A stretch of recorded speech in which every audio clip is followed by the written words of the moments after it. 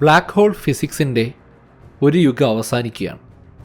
എന്താണ് ബ്ലാക്ക് ഹോളുകളെന്നും അവ എന്താണ് ചെയ്യുന്നതെന്നും അവയുടെ സ്വഭാവ സവിശേഷതകളും ബ്ലാക്ക് ഹോൾ എന്ന് പറയുന്ന പദത്തിൻ്റെ ഔചിത്യവുമൊക്കെ തന്നെ ചർച്ച ചെയ്ത കുറേ വർഷങ്ങൾ കടന്നുപോയി. അതിനുശേഷം ആശയക്കുഴപ്പങ്ങൾക്ക് വിരാമമിട്ടുകൊണ്ട് ബ്ലാക്ക് ഹോളിൻ്റെ ഔദ്യോഗികമായിട്ടുള്ള പുതിയൊരു യുഗം ഇവിടെ ആരംഭിക്കുകയാണ്.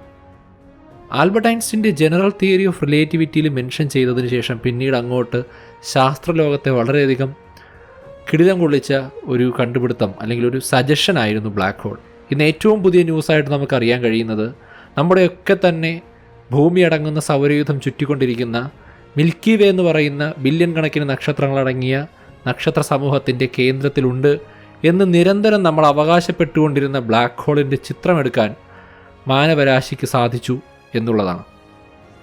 ഇതിനേക്കാൾ വളരെ ആകാംക്ഷാഭരിതമായിട്ട് ഇതിനൊക്കെ തുടക്കം കുറിച്ച ഒരു ട്രയൽ നടന്നിരുന്നു. അത് 2009 മെയ്സ്നർ 87 എന്ന് പറയുന്ന മറ്റൊരു ഗാലക്സിയുടെ ബ്ലാക്ക് ഹോളിൻ്റെ ചിത്രമെടുത്തുകൊണ്ടായിരുന്നു ശാസ്ത്രജ്ഞർ വിപ്ലവം സൃഷ്ടിച്ചത് എങ്കിൽ അതിനെയൊക്കെ തന്നെ മാറ്റിമറിക്കുന്ന, നമ്മളൊക്കെ തന്നെ ആഗ്രഹിച്ച, നമ്മുടെയൊക്കെ തന്നെ സംശയത്തിനുള്ള ഉത്തരമായിട്ടാണ് മിൽക്കി വേയുടെ സെൻറ്ററിലുള്ള സജറ്റേറിയസ് എ സ്റ്റാർ എന്ന് പറയുന്ന ബ്ലാക്ക് ഹോളിൻ്റെ ചിത്രം ഔദ്യോഗികമായിട്ട് പുറത്തുവിട്ടിരിക്കുന്നത്. പതിറ്റാണ്ടുകളായിട്ട് ആസ്ട്രോണമേഴ്സിനെ ഏറ്റവും കൂടുതൽ അത്ഭുതപ്പെടുത്തിയ ഒരു കാര്യമായിരുന്നു മിൽക്കി വേ ഗാലക്സിയുടെ ഹാർട്ടിൽ അല്ലെങ്കിൽ ഹൃദയഭാഗത്തിൽ എന്താണ് കാണപ്പെടുന്നത്. നക്ഷത്രങ്ങളെയൊക്കെ തന്നെ അതിശക്തമായിട്ട് വലിച്ചു പിടിച്ച് ഇമ്മൻസ് ഗ്രാവിറ്റിയിൽ നിലനിർത്തുന്ന ആ വസ്തുവിനെക്കുറിച്ച് അറിയാൻ എല്ലാവർക്കും ആഗ്രഹമുണ്ടായിരുന്നു. പക്ഷേ അതെന്താണ് എന്ന് പറയുകയല്ല, പകരം ഒരു ചിത്രത്തിലൂടെ, അതിൻ്റെ യഥാർത്ഥ ചിത്രത്തിലൂടെ കാണിച്ചു തന്നുകൊണ്ട് കൺഫേം ചെയ്യാനും സജിറ്റേറിയസ് എ സ്റ്റാർ എന്ന് പറയുന്ന പേരിലറിയപ്പെടുന്ന ആ ഒരു ജയൻറ്റ് ബ്ലാക്ക് ഹോളിനെ എല്ലാവർക്കും തെളിവായി നിരത്താനും ഇന്നിപ്പോൾ സയൻറ്റിസ്റ്റുകൾക്ക് കഴിയുന്നുണ്ട്.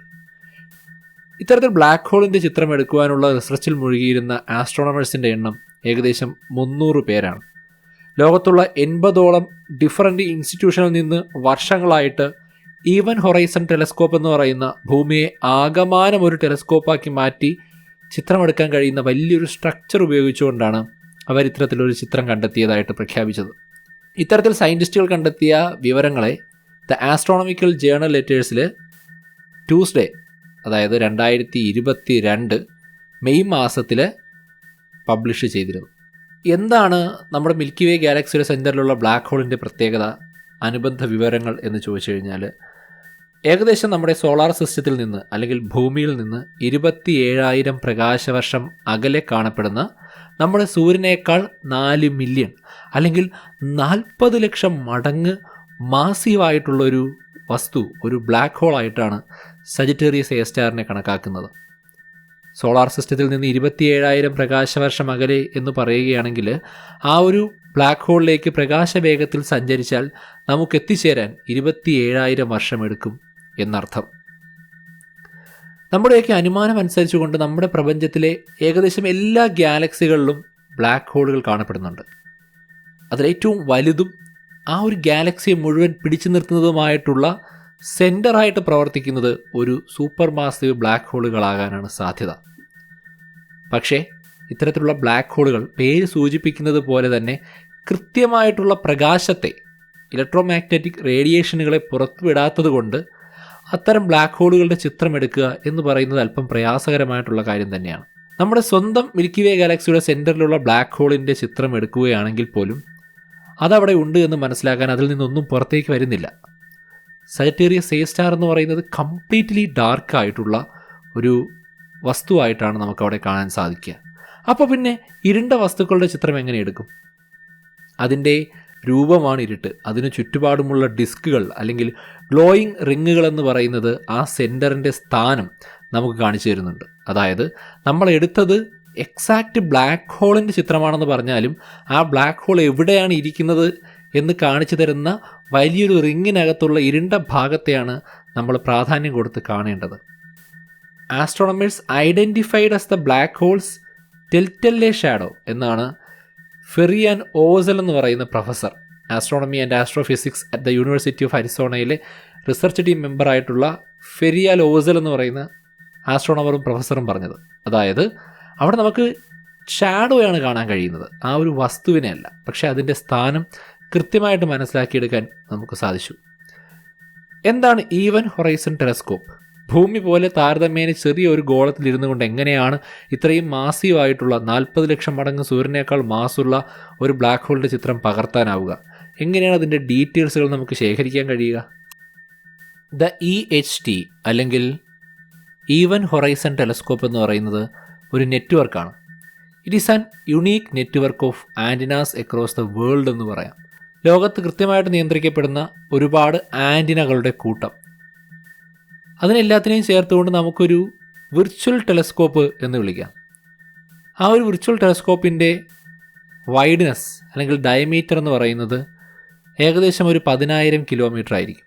അതായത് 10,000 കിലോമീറ്റർ ഡയമീറ്ററുള്ള ഒരു വലിയ ടെലസ്കോപ്പിനെ ആലോചിച്ച് നോക്കിക്കഴിഞ്ഞാൽ ഇത്തരത്തിൽ ഈവൻ ഹൊറൈസൻ്റെ പേരിൽ സ്ഥാപിച്ചിരിക്കുന്ന നെറ്റ്വർക്ക് ഓഫ് ആൻറ്റിനകളെല്ലാം ചേർന്ന് അത്തരത്തിലൊരു വിർച്വൽ ടെലിസ്കോപ്പിനെ സൃഷ്ടിക്കുന്നു.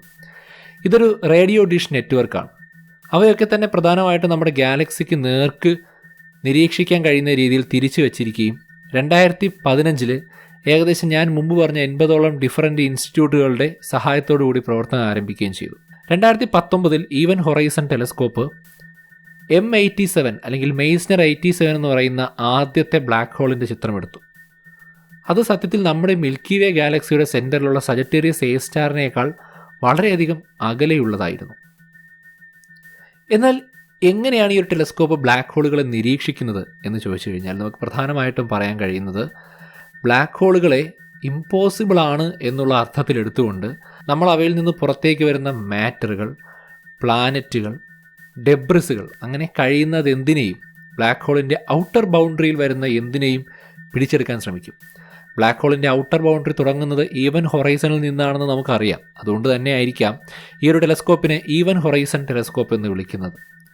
അതിനുശേഷം നമ്മൾ ഇത്തരത്തിൽ വരുന്ന പുറത്തേക്ക് വരുന്ന ഹോട്ട് ഗ്യാസുകൾ അല്ലെങ്കിൽ ഈ ഒരു ബ്ലാക്ക് ഹോളിൻ്റെ പശ്ചാത്തലത്തിൽ വരുന്ന വസ്തുക്കളൊക്കെ തന്നെ പിടിച്ചെടുക്കുകയും അതിനെ നമ്മൾ പ്രോസസ്സ് ചെയ്യുകയും ചെയ്യും. ബ്ലാക്ക് ഹോളിൻ്റെ ചുറ്റിലും ഇളകി മറിയുന്ന മാറ്ററിൻ്റെ ക്ലൗഡുണ്ട്. അവയെന്ന് പറയുന്നത് ഏകദേശം നമുക്ക് റേഡിയോ ഫ്രീക്വൻസിയുടെ ബാൻഡുകൾ പുറത്തുവിടുന്ന തരത്തിൽ ഡിറ്റക്റ്റ് ചെയ്യാൻ കഴിയും. അതായത് ഈ ഹോട്ട് ഗ്യാസസിൽ നിന്നും വളരെയധികം റേഡിയോ ഫ്രീക്വൻസിയിലുള്ള സിഗ്നലുകൾ പുറത്തേക്ക് വരുന്നുണ്ട്. മില്ലിമെട്രിക് വേവ്സ് എന്നാണ് അതിൻ്റെ പേര്. ഇത്തരത്തിലുള്ള മില്ലിമെട്രിക് വേവുകളെ നമുക്ക് സാധാരണ റേഡിയോ ടെലസ്കോപ്പുകൾ കൊണ്ട് പിടിച്ചെടുക്കാൻ കഴിയില്ല. അതിന് വളരെ വലിയ ബിഗ്ഗറായിട്ടുള്ള ടെലസ്കോപ്പുകൾ തന്നെ വേണം. ഒരുപാട് കോടി കിലോമീറ്റർ അകലെ നിന്ന് വരുന്ന ഇത്തരം വേവ്സുകളെ, വളരെ വീക്കായ ശക്തി കുറഞ്ഞ വേവുകളെ പിടിച്ചെടുക്കാൻ ഭൂമിയെ തന്നെ നമ്മളൊരു ആൻറ്റിനയാക്കി മാറ്റി. അതുകൊണ്ട് തന്നെ ഭൂമിയുടെ വലിപ്പത്തിലുള്ള അത്രത്തോളം റെസല്യൂഷൻ നമുക്ക് ഏറ്റെടുക്കാനും സാധിക്കും. ഇൻ്റർഫെറോമെട്രി എന്ന് പറയുന്ന ഒരു പ്രോസസ്സ് ഉപയോഗിച്ചുകൊണ്ടാണ് നമ്മൾ ഇതിനെ സാധ്യമാക്കിയത്. ഒന്നിലധികം റേഡിയോ ആൻറ്റിനകളെ പരസ്പരം ആകാശത്ത് നോക്കുന്ന ഒരേ വസ്തുവിലേക്ക് നോക്കാൻ കഴിയുന്ന രീതിയിൽ നെറ്റ്വർക്കുകളായിട്ട് ബന്ധിപ്പിക്കുകയും അതിനുശേഷം നമ്മൾ ഈ ഒരു റെസല്യൂഷൻ ഉപയോഗിച്ചുകൊണ്ട് ദൂരെയുള്ള ബ്ലാക്ക് ഹോളുകളിൽ നിന്ന് പുറത്തു വരുന്ന മില്ലിമെട്രിക് വേവുകളെ സൂം ചെയ്യുകയാണ് ചെയ്തത്. പ്രധാനമായിട്ടും നമ്മൾ ഉപയോഗിച്ച ടെക്നിക്കിൻ്റെ പേരെന്ന് പറയുന്നത് ബേസ് ലൈൻ ഇൻ്റർഫെറോമെട്രി അല്ലെങ്കിൽ VLBI ആണ്. നമ്മുടെ ഭൂമി തിരിയുന്നതിനനുസരിച്ച്, ഇപ്പം ഭൂമിയുടെ പല ഭാഗത്ത് വെച്ചാലും നമ്മുടെ ഭൂമി ഏകദേശം ഉരുണ്ടതായതുകൊണ്ടും ഈ വച്ചിരിക്കുന്ന ടെലസ്കോപ്പുകൾ എല്ലാ സമയത്തും ഒരിടത്തേക്ക് നോക്കാൻ കഴിയാത്ത രീതിയിലാണ് കർവേച്ചർ കാരണം ഇരിക്കുന്നത് എന്നുള്ളത് കൊണ്ടും ഭൂമി തിരിയുന്ന സമയത്ത് ഈ ടെലസ്കോപ്പിൻ്റെ ഓരോ പാർട്ടുകളും, ഓരോ ഇൻഡിവിജ്വൽ ആൻറ്റിനകളും വ്യത്യസ്ത തരത്തിലുള്ള വേവുകളെ അവരുദ്ദേശിക്കുന്ന ബ്ലാക്ക് ഹോൾ ഏരിയയിൽ നിന്ന് വരുന്നത് പിടിച്ചെടുക്കുകയും ആ പാറ്റേണിനെ കൂട്ടിച്ചേർത്തുകൊണ്ട് ഒരു കംപ്ലീറ്റ് ചിത്രമാക്കി മാറ്റുകയും ചെയ്യുന്നു. ഓരോ തവണയും ഓരോ ആൻറ്റിനയും പിടിച്ചെടുക്കുന്ന വേവുകളെ നമുക്ക് മാച്ച് ചെയ്യേണ്ടതുണ്ട്. അതുകൊണ്ട് തന്നെ അറ്റോമിക് ക്ലോക്കുകളുടെ സഹായത്തോടു കൂടി കൃത്യമായിട്ടാണ് ഇത്തരം നെറ്റ്വർക്കുകളെ കൺട്രോൾ ചെയ്തിരിക്കുന്നത്. എന്തുകൊണ്ടാണ് ഈ ചിത്രത്തിന് ഇത്രത്തോളം പ്രാധാന്യം എന്ന് വിശദീകരിച്ചുകൊണ്ട് ഇന്ന് നമുക്കിവിടെ അവസാനിപ്പിക്കാം. ഐൻസ്റ്റീൻ്റെ ജനറൽ തിയറി ഓഫ് റിലേറ്റിവിറ്റി എന്ന് പറയുന്നത് ബ്ലാക്ക് ഹോളുകൾക്ക് എന്ത് സംഭവിക്കും എന്ന് നമുക്ക് വിശദീകരിച്ച് തരുന്നില്ല. അതുകൊണ്ട് തന്നെ ബ്ലാക്ക് ഹോളുകളെ the most extreme chaotic turbulent environments in existence എന്നാണ് വിശദീകരിക്കുന്നത്. അതായത് ഏറ്റവും ഭീകരമായിട്ടുള്ളതും അപ്രവചനാതീതമായിട്ടുള്ള ഈവൻ്റായിട്ട് നമുക്ക് കണക്കാക്കാം. അപ്പോൾ ഈ പറയുന്ന കാര്യം ശരിയാണോ എന്നും അത് യൂണിവേഴ്സിൻ്റെ എക്സ്പ്ലനേഷനെ നമ്മളെ എത്രത്തോളം സഹായിക്കുന്നുണ്ട് എന്നും പഠിക്കുന്നതിന് ഈവൻ ഹൊറൈസൺ ടെലസ്കോപ്പിൻ്റെ ഇത്തരത്തിലുള്ള കണ്ടെത്തലുകൾ ശാസ്ത്രലോകത്തിന് പുതു ഉണർവാണ് നൽകുന്നത്. വീഡിയോയുടെ അവസാനിപ്പിക്കുകയാണ്. നിങ്ങൾക്ക് ഇഷ്ടപ്പെട്ടു എന്ന് പ്രതീക്ഷിക്കുന്നു. അഭിപ്രായങ്ങളും മറുപടികളും കമൻറ്റുകളായി രേഖപ്പെടുത്തുക. മറ്റൊരു എപ്പിസോഡിൽ നമുക്ക് വീണ്ടും കാണാം. അതുവരെ ബൈ.